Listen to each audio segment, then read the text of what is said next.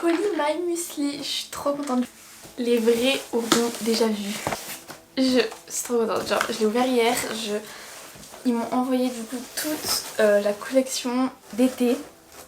Et du coup, je vous mettrai le lien dans la description. Mais j'ai une petite offre à vous partager après. Je suis trop contente. Alors d'abord, ils m'ont envoyé tous les muesli d'été. Donc à savoir que My Muesli est d'abord avec eux depuis février-mars. Et franchement je suis trop satisfaite, ils sont trop bons, ils font souvent des offres, ils sont sains, ils sont sans additifs, sans sucre ajouté. Le packaging, si vous voulez faire des petites photos esthétiques, c'est parfait, ça donne trop envie. Donc là ils m'ont envoyé tout le pack Summer Muesli, Mancake, Crunchy. J'ai tellement hâte de tester, je suis trop contente. De toute façon je vous partagerai tout ça sur Instagram et TikTok, mais je suis trop contente. Bref, aussi, mais c'est des fous, genre des grands muesli comme ça. Donc là strawberry açaï, granola, j'ai trop hâte de tester. Ils sont énormes, genre j'en ai pour toute une vie là. Amandes, noix de coco et granola, ça a l'air incroyable. Trop, genre même pour les smoothies, mettre un peu au-dessus là, oh, ça va être incroyable. Je suis trop contente, vraiment trop reconnaissante. Merci beaucoup à My Muesli, genre strawberry cheesecake. Je crois qu'ils ont fait une collaboration avec Tree of Tea, donc des thés. Et ils m'ont envoyé toute leur gamme de thé, une glace, n'importe quoi. Bouteille, elle est trop belle en verre. De toute façon, vous voulez plus de détails, je vous partagerai tout sur TikTok ou Instagram. Mais regardez-moi ça, je suis trop contente, genre. C'est déjà tout bête, moi je suis trop contente. Genre regardez-moi ça, c'est trop beau, je vais mettre mes petits thés glacés dedans. Le chiant c'est qu'en ce moment j'ai trop d'idées de contenu en même temps, du coup je fais trop de choses à la fois, du coup j'arrive pas assez à publier de choses. Enfin bref. Faut que je me calme et que je canalise mes idées. Mais en tout cas, si vous recherchez des idées de snacks, tout ça pour manger sainement et sans vous frustrer pour cet été, bah, j'ai partagé pendant une semaine des réels sur Instagram, des idées repas, des idées recettes, des desserts sains et gourmands. J'aime trop vous partager ce genre de contenu.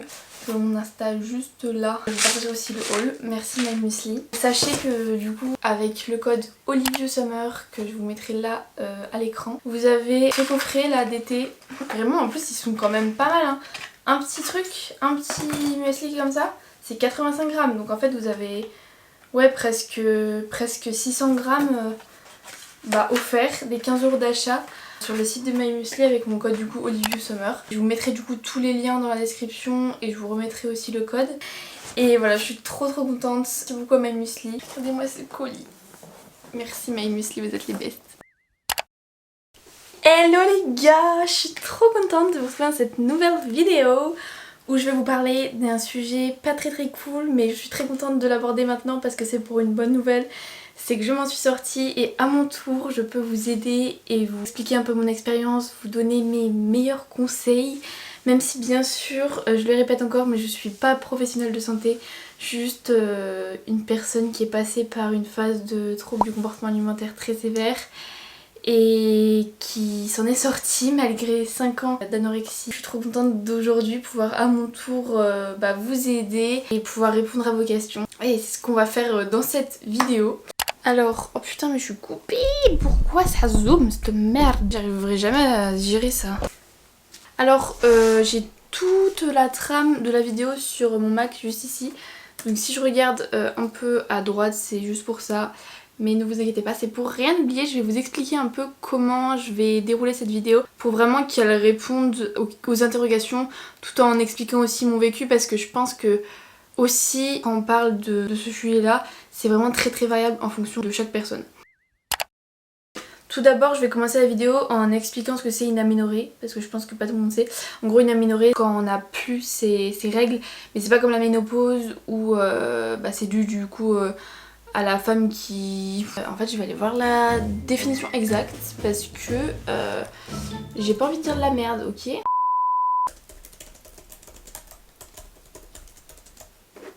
Mais il me balance un truc de 3 paragraphes. L'aménorrhée est une condition médicale caractérisée par l'absence ou disparition des règles chez une femme en âge de procréer. Elle peut être primaire lorsque les règles ne sont jamais survenues ou secondaire lorsque les règles ont cessé après une période de cycle menstruel normaux. L'aménorrhée peut être causée par divers facteurs tels que les troubles hormonaux, des troubles alimentaires, des problèmes de santé, de stress, de déséquilibre hormonaux ou encore la ménopause. L'aménorrhée peut être signe d'un problème sous-jacent et nécessite souvent une évaluation médicale approfondie pour en déterminer la cause.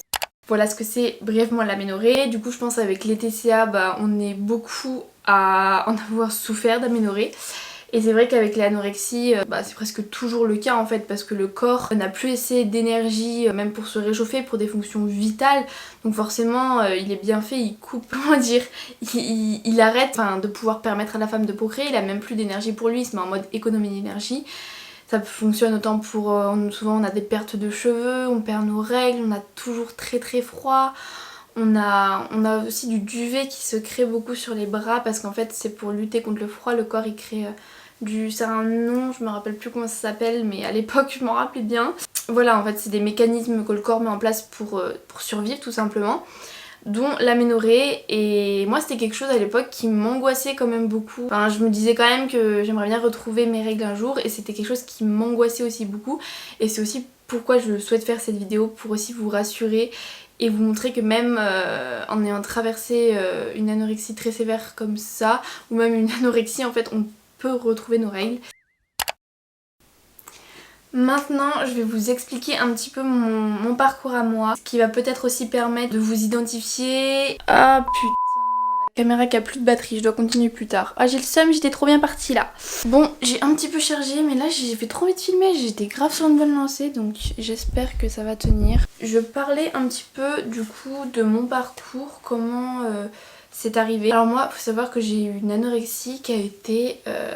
qui s'est prononcée on va dire très très vite. C'est-à-dire qu'en 2018, j'ai eu en gros une rupture en février 2018 qui m'a beaucoup affectée parce qu'en fait je remettais beaucoup sur cette personne qui m'aidait beaucoup à m'évader des problèmes familiaux qui étaient très très compliqués chez moi. Quand c'est terminé, ça a été très très difficile à gérer pour moi, et du coup bon après j'étais très très très triste.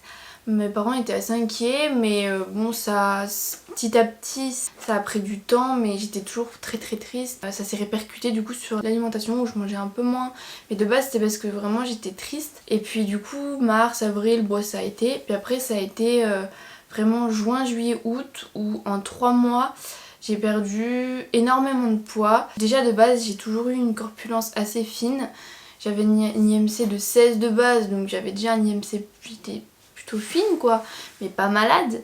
Et là j'ai perdu plus de 11 kilos en 3 mois. Donc voilà, beaucoup de poids, et mes règles en fait sont stoppées dès mes premiers kilos que j'ai perdus en soi. Je crois qu'ils se sont stoppés début mai 2018. Et après j'ai une anorexie qui a été très sévère. J'étais en septembre du coup 2019, j'ai démarré ma première, et mes parents étaient très très inquiets. J'avais déjà eu des rendez-vous chez des médecins, mais je refusais d'admettre que j'étais malade. Pour moi, j'arrivais à reprendre le poids que quand je voulais. J'étais encore dans la phase du déni à ce moment-là. Et mes parents, à ce moment-là, ils ont décidé du coup de m'envoyer chez un médecin spécialisé en clinique qui m'a auscultée et qui m'a dit que je devais impérativement être hospitalisée parce que mon état était déjà trop grave. Et moi, j'ai refusé et je ne voulais pas me faire hospitaliser. Et résultat, j'y suis retournée 3 mois après, en décembre 2018 du coup, et là je n'avais plus le choix parce que gérer l'anorexie, la pression du bac de français, je me mettais énormément de stress en cours, et en plus de ça la maladie, c'était très très dur. Et du coup j'ai mêlé l'anorexie, je suis tombée en dépression. Du coup j'ai été hospitalisée pour anorexie sévère et état dépressif. Et j'ai été donc hospitalisée en décembre, juste avant Noël, le 12 décembre 2018. De là, d'abord j'étais au CHU en urgence, et après ils m'ont transférée en clinique en janvier 2019, et j'y suis restée jusqu'au 7 juillet 2022. N'importe quoi. J'y suis restée jusqu'au 7 juillet 2020, pardon. Et si vous voulez une vidéo spéciale où je vous explique un peu toutes les phases par lesquelles je suis passée pour aujourd'hui m'en être sortie, parce que après 5 ans de galère, je peux enfin dire que j'en suis libérée. Même si je pense que bien sûr, comme toute maladie mentale, et encore plus les TCA, on a toujours des petits restes. Et tout au long de notre vie, il faut vraiment qu'on fasse attention à ça et qu'on soit très vigilant dans des moments plus de faiblesse pour pas rechuter dans ces travers-là. Et du coup, voilà, je suis sortie en juillet 2020. En fait, c'était une clinique vraiment qui travaillait surtout l'aspect psychologique. Enfin si, l'aspect physique aussi bien sûr, mais on traitait vraiment plus le fond du problème. Et quand je suis sortie de l'hôpital, j'avais vraiment fait un gros travail psychologique, mais j'avais vraiment compris pourquoi j'étais tombée à cette maladie, sur quoi il fallait que je travaille. Mais je savais que j'avais encore beaucoup de travail au niveau reprise de poids, parce que j'étais toujours très très maigre, comme à l'entrée quoi à peu près. Et du coup après s'en est suivi les 3 années suivantes où ça s'est débloqué mais vraiment très progressivement. Donc je dirais que toute mon année de terminale, du coup l'année 2020-2021, j'étais encore très malade. Mais j'étais beaucoup focus dans les cours, donc je m'en rendais pas vraiment compte, on va dire. Enfin, en fait c'était un mécanisme et j'essayais même pas vraiment de m'en dépatouiller. Enfin, déjà ça allait beaucoup mieux, j'arrivais à manger. C'était pas comme quand j'étais à l'hôpital où j'étais presque toujours à jeun en fait. Enfin à jeun, j'avais des restrictions et j'arrivais vraiment à prendre aucun plaisir. Là j'étais toujours en anorexie mais c'était moins sévère on va dire, autant au niveau mental que physique. Du coup j'ai vraiment pu prendre le temps de traiter vraiment tout le problème et de me poser et vraiment me libérer complètement de l'anorexie. Du coup ma première année d'études supérieures où ça a très mal débuté en début d'année parce que je me mettais trop la pression et je suis encore plus retombée dans l'anorexie. Mais quand j'ai décidé de mettre en pause mes études et de me dire que je me concentrais uniquement sur ma guérison, c'est là que vraiment ça m'a permis de me libérer. En plus je me suis détachée du foyer familial, donc ça m'a aussi aidé à prendre mon indépendance et à prendre du recul sur des situations qui pouvaient me mettre mal à l'aise. Et du coup j'ai retrouvé mes règles en janvier 2022. Pourtant quand j'y repense, j'avais encore pas du tout mon poids de forme actuel. Je pense même que je les ai retrouvés à un poids avant le poids auquel je les ai perdus. Je sais pas si c'était très clair. Et du coup c'est là que je vais en venir à... Je sais plus ce que je voulais dire. Oui, en fait cette année vraiment j'ai vraiment pu faire un travail sur moi et vraiment me rester focus sur ma guérison et vraiment me battre parce que chaque jour c'était un enfer parce que j'étais en angoisse d'arrêter mes études, je culpabilisais quand je mangeais quelque chose, j'avais mal au ventre parce que j'avais faim, mais en même temps après j'étais encore plus mal parce que je culpabilisais, enfin c'était vraiment une lutte contre moi-même et du coup c'est vraiment ce qui m'a boostée. J'ai vraiment fait tout ce que je pouvais pour m'en sortir et surtout j'ai pas relâché les efforts, c'est-à-dire que avec l'anorexie on a beaucoup tendance à compenser sur les jours de la semaine et là vraiment chaque soir je me forçais et je me disais en fait manger, même si ça va être dur mentalement, c'est jeter de l'acide à la gueule de la maladie en fait. Parce que c'est le seul moyen de stopper cette addiction au jeûne. C'est ça, c'est une addiction, même si on s'en rend pas compte. Et c'est ce qui m'a aussi poussée à m'en sortir. Et du coup j'ai retrouvé mes règles à ce moment-là. Donc j'ai retrouvé mes règles du coup après 5 ans sans règles et je peux vous dire que ça m'a fait très bizarre. Alors je pense que retrouver ces règles c'est pas uniquement dû à un état physique mais aussi somatique, c'est-à-dire j'ai quand même connu pas mal de personnes souffrant de TCA dans mon entourage et j'ai discuté avec pas mal de personnes et même avec mon médecin il me l'a dit, en fait c'est bien sûr aussi dû à un aspect somatique, on va pas retrouver ces règles à un IMC alarmant, un IMC trop bas. Je pense que c'est aussi dû à un aspect psychologique, c'est-à-dire que si vous avez un IMC normal mais que psychologiquement votre cerveau comprend on va dire encore que vous allez vous restreindre et que vous êtes en restriction, je pense que vos règles auront plus de mal à revenir. Et inversement, même si vous êtes en sous-poids et que vous êtes plus, je sais pas comment dire, apte avec votre corps et vous l'acceptez, que ça va revenir. Et je pense que c'est aussi beaucoup dû aux hormones et aussi le fait de tomber amoureuse, ça peut aussi beaucoup aider. Ce qui m'a pas mal aidé et ce qui a fait aussi que mes règles sont revenues, même si cette relation n'était pas très saine et qu'au final ça m'a fait beaucoup de mal par la suite. Bon, au final j'ai pu retrouver mes règles aussi grâce à cette situation là, mais aussi c'était aussi pour vous dire que les règles, ce n'est pas non plus uniquement dû à notre état physique parce que ça dépend aussi énormément du mental. De nombreuses personnes en fait retrouvent leur IMC normal et même 3-4 ans après les retrouvent pas forcément tout de suite. Oh là là, je n'en peux plus de cette batterie qui ne tient même pas 2 minutes 30 avant de se couper. Non mais je vous jure c'est insupportable, vraiment. Je sais même plus où j'en étais. Je sais même plus où j'en étais. Je crois que j'en étais à vous dire que du coup j'allais répondre aux questions que vous m'avez posées. J'ai toutes noté un peu là sur mon ordinateur. Alors tout d'abord première question. Est-ce que mon corps va retrouver un cycle menstruel régulier après avoir récupéré du poids suite à l'anorexie? Alors comme je vous l'ai dit précédemment, je suis pas professionnelle de santé, mais en tout cas je peux vous parler par rapport à mon vécu. Je pense aussi que c'est dans la majorité des cas, ça a pris du temps à être régulier. C'est-à-dire que je les ai eu une fois, ça a été très abondant pendant 2-3 jours. Après je les ai eu... Si après je crois que c'est revenu le mois d'après. Après c'était plus très régulier, je les avais pas trop eu pendant 2-3 mois, ça faisait comme quand je les ai perdus. Ça faisait... parce qu'au tout début quand on les perd ça fait des petits... Enfin c'est un peu dégueulasse dit comme ça, mais ça rien de dégueulasse, mais des... En fait c'est très marron mais très très clair. Comme si je les reperdais à nouveau, puis après c'est revenu. Et petit à petit ça s'est régulé. Et là je dirais que ça fait à peu près 1 an. Ouais, ça fait depuis septembre 2022 que vraiment elles sont régulières. Je les ai tous les mois, ça dure 4 jours.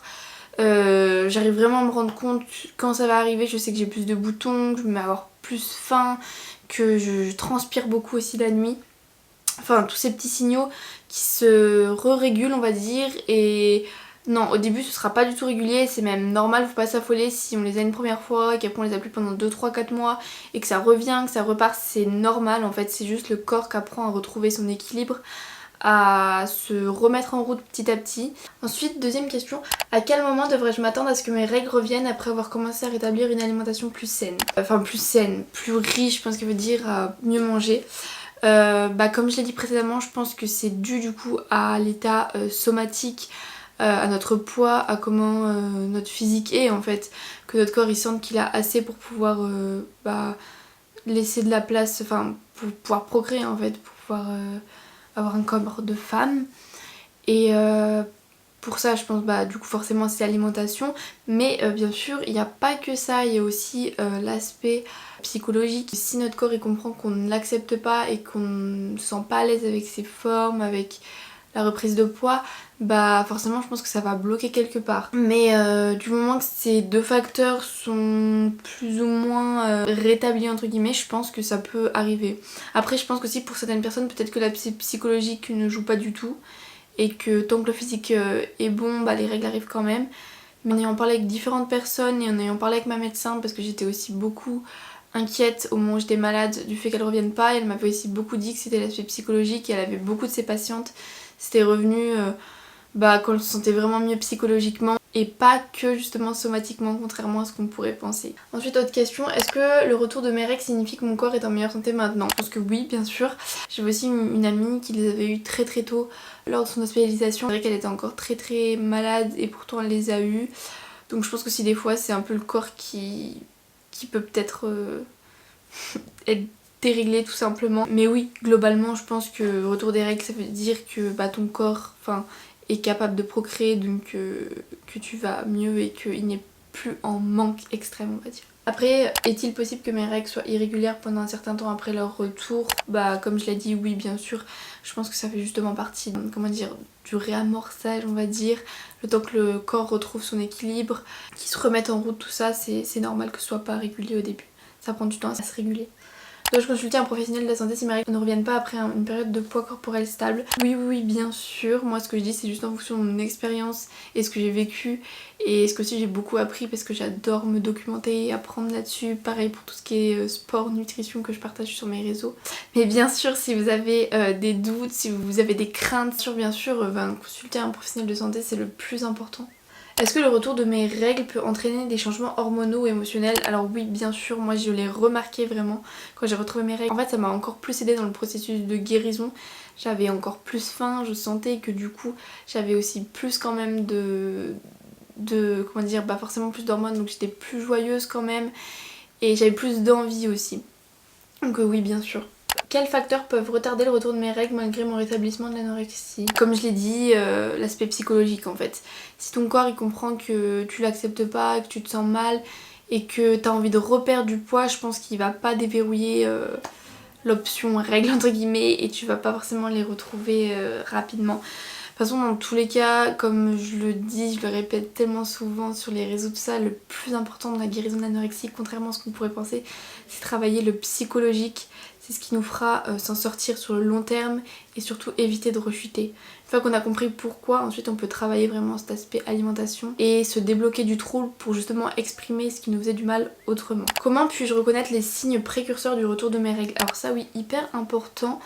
J'ai remarqué qu'avant mes règles, quand je les ai retrouvées, j'avais beaucoup de pertes blanches et je pense que c'est aussi dû aux hormones qui se remettent en place et ça peut aussi être dû à un signe précurseur des règles, pareil que quand je les avais eues au tout début en 4ème. Est-ce que le rétablissement de mes règles signifie que je suis complètement guérie de l'anorexie? Alors physiquement oui, mais vous pouvez très bien avoir retrouvé vos règles et mentalement ne pas vous sentir guérie. Je pense qu'il y a aussi beaucoup de personnes qui souffrent d'anorexie mais qui n'ont pas le corps d'une personne qui souffre d'anorexie, c'est-à-dire qu'ils sont tombés dans l'anorexie mais ils s'en sortent physiquement mais mentalement ils ont toujours les schémas de pensée obsessionnelle de l'anorexie. Donc bien sûr que non, malheureusement c'est pas parce qu'on a un poids stable et qu'on a retrouvé nos règles qu'on est complètement guéri. La preuve, beaucoup de personnes retrouvent leurs règles et après rechutent. Mais je pense que ça peut aussi aider à se rendre compte qu'on peut s'en sortir de retrouver ses règles. Mais malheureusement, non. Pour éviter de tomber dans les comportements restrictifs ou obsessionnels sur de la nourriture lorsque mes règles reviennent. Alors je dirais que le meilleur moyen de ne pas tomber dans la boulimie, l'hyperphagie, dans les compulsions, c'est justement de ne pas se restreindre. C'est vrai que souvent pendant nos règles, on a tendance à plus avoir faim. Moi j'ai plus envie par exemple de chocolat, de fromage, de choses un peu plus lourdes, et c'est normal en fait, il faut juste écouter ses envies et se faire plaisir. Plus on attend et on repousse, plus tard il y aura risque de compulsion, d'hyperphagie. Donc vraiment le plus important c'est d'écouter son corps et ses envies et d'accepter que ce soit comme ça. Voilà, je crois que c'est tout pour les questions. En tout cas si vous en avez, n'hésitez pas à me les mettre en commentaire, je répondrai comme d'habitude. Vous pouvez pas savoir comme c'est un plaisir de répondre aux commentaires, ça me fait trop plaisir. En tout cas merci pour tous ceux qui commentent. Et même merci pour vous qui me suivez, pour votre soutien. Même si pour certaines personnes je pense que 200 personnes c'est pas beaucoup, mais pour moi c'est déjà énorme. Et je suis trop contente si je peux vous aider et si voilà, vous passez un bon moment en regardant mes vidéos. Ensuite je voulais aussi surtout vous rappeler que encore une fois moi ce n'est que mon expérience, mais vraiment n'hésitez pas à vous entourer, à consulter des professionnels de santé. Il y a vraiment aussi des aides qui sont mises en place. Aussi aller voir votre médecin. Pour ça j'ai recherché les meilleurs centres d'aide auxquels vous pouvez faire recours si vous avez des TCA et que vous vous sentez vraiment en détresse. Je vous les répertorierai. Putain, j'arrive pas à dire. Répertorier. Je voulais répertorier. Bon, je sais pas comment on dit, ça me saoule. Dans la barre d'infos, mais ouais, vraiment c'est super important de s'entourer et justement de faire face à la maladie, c'est aussi s'entourer parce qu'elle veut justement qu'on reste seul pour rester emprisonné dans ces travers là, mais il faut arriver à faire face et s'entourer. Avant de vous laisser, je voulais vraiment vous donner mes 3 conseils, on va dire, les plus importants que j'aimerais vous donner, surtout si vous traversez une période de dépression ou de troubles du comportement alimentaire, anorexie, enfin une période difficile en fait. Trois choses les plus importantes selon moi, c'est de vraiment s'entourer. Je sais que ça peut être compliqué, mais justement s'entourer, mais pas forcément avec un environnement dans lequel on est qui peut aussi nous mettre mal, contrairement à ce qu'on peut penser. De vous entourer, d'aller voir des professionnels de santé si vous pouvez, et surtout d'en parler en fait. Ça fait tellement du bien, même si c'est pas facile et qu'il faut trouver la bonne personne avec qui on accroche, parce que ça je sais combien c'est difficile. J'en ai fait énormément de psychiatres, de psychologues avant de trouver une personne avec qui j'arrivais à me confier, à travailler, à avancer, parce que c'est quelque chose qui est assez long et qui peut rapidement être épuisant. Mais vraiment s'entourer c'est très important, et ça permet aussi de pas partir dans un cercle vicieux, même si bien sûr je sais que ça peut aussi être épuisant de parler et c'est aussi difficile, mais je crois que c'est encore plus difficile de se laisser morfondre, et plus on attend et plus c'est difficile de s'en sortir. Oui, c'est aussi super important de consigner des professionnels parce qu'ils pourront vraiment vous accompagner tout au long de votre processus de guérison, et c'est aussi hyper important sur le point médical. Ils pourront aussi vous aider à mettre un plan alimentaire en place. Je sais que moi j'avais un moment, une période où j'avais faisais de la dysmorphobie de tout, de mon corps mais aussi de la nourriture. J'avais l'impression que je mangeais des montagnes. Donc dans ces périodes-là, c'est vrai qu'un médecin, un nutritionniste, ça peut vraiment aussi vous aider à juste lâcher, vous dire que vous devez faire ça pour vous en sortir et mettre votre cerveau en off. Parce qu'on a tendance à souvent trop penser. Ensuite, aussi le plus important, comme je vous l'ai déjà dit, c'est de travailler l'aspect psychologique. Et l'aspect psychologique, c'est le plus important pour ne pas rechuter, et surtout, en même temps que le travail de cet aspect psychologique, c'est de travailler la reprise de poids, mais sur le long terme, progressivement. Pour moi, une reprise de poids qui est rapide, bien sûr que c'est important quand on est en forte dénutrition de pas se laisser dépérir et de pas rester des années dans cette situation-là. C'est parce que bien sûr notre corps souffre. J'en suis la première à en avoir vécu les conséquences avec ma greffe de gencive et avec mon ostéoporose et tout ce qui s'ensuit, les problèmes de dos, le froid, mais ça comme beaucoup de personnes qui souffrent d'anorexie je pense. Mais le plus important je pense aussi c'est d'arriver à faire ça progressivement. C'est comme tout changement trop brutal dans la vie, On n'y arrive pas. Si quelqu'un qui n'est pas entraîné à faire un marathon du jour au lendemain il en fait un, il va pas tenir 2 km. Enfin, c'est un peu la même chose pour quelqu'un qui va prendre 20 kilos en... J'abuse, hein, mais qui va prendre 5 kilos en 2 mois, il va pas accepter cette reprise de poids. Encore plus quand on a des troubles alimentaires et notamment l'anorexie qui est des troubles qui sont psychologiques en fait, hein, qui se répercutent sur le physique mais qui sont psychologiques, psychiatriques.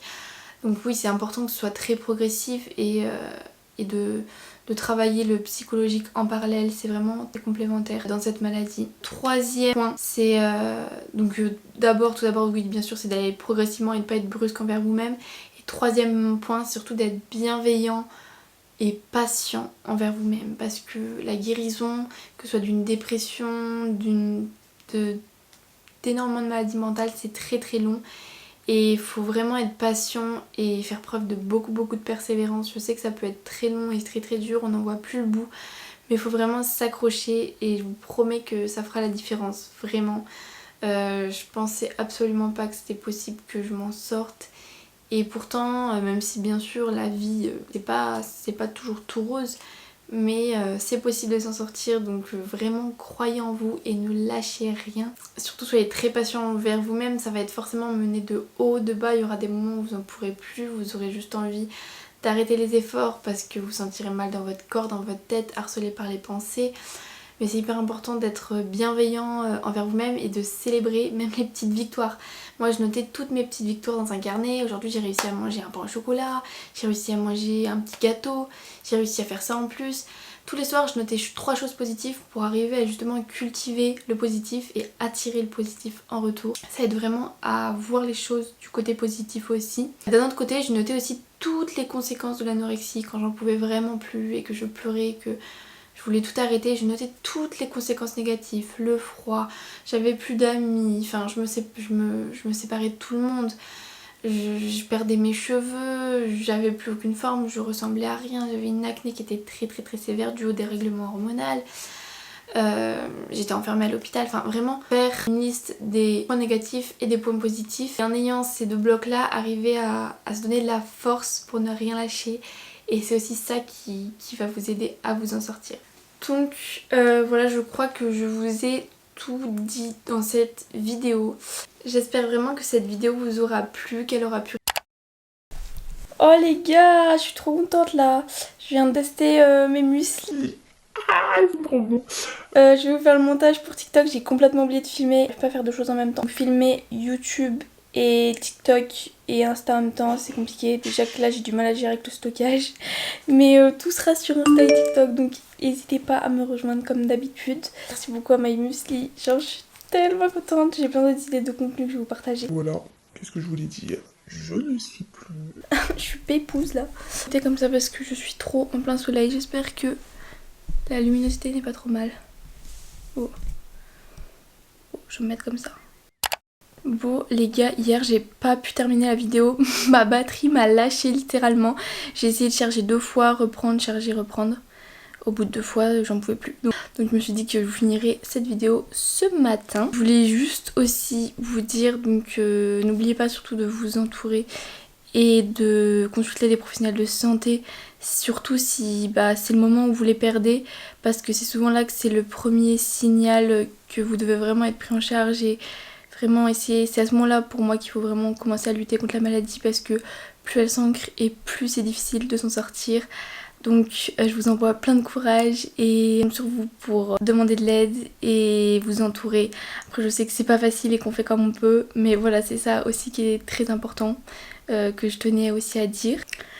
Restez vraiment courageux. Je sais que si vous traversez cette période-là, que ce soit dépression, anorexie ou même toute autre maladie, je sais combien ça peut être difficile et comme on peut tout voir noir. Et courage, il va y avoir des hauts, des bas, et c'est justement dans les bas qu'il faut s'accrocher, dans les moments les plus durs qu'il faut voir la lumière au bout du tunnel.